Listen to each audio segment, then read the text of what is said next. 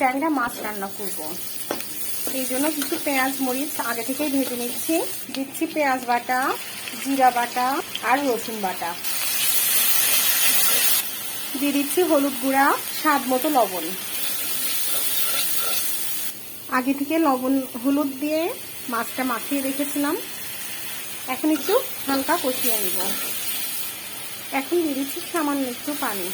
মাছটা কষানো শেষ, এখন মাছগুলো আমি উঠিয়ে নিব। মাছগুলো আমার সব উঠিয়ে নিয়েছি।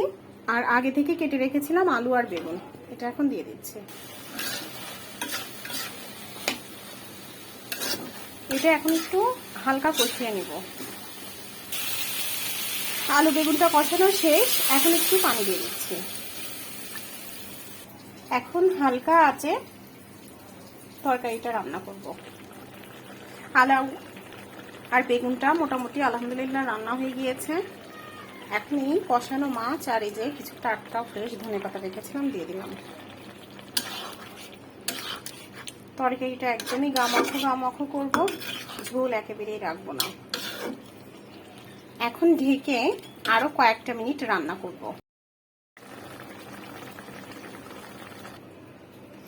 আলহামদুলিল্লাহ আমার ট্যাংরা মাছ রান্নাটা শেষ। ট্যাংরা মাছটা মূলত পক্ষে আমার হাজবেন্ডের খুবই পছন্দ। আমার মোটামুটি ভালোই লাগে, তবে তার খুবই পছন্দ। তো ট্যাংরা মাছ কার কার পছন্দ একটু কমেন্ট করে জানাবেন প্লিজ।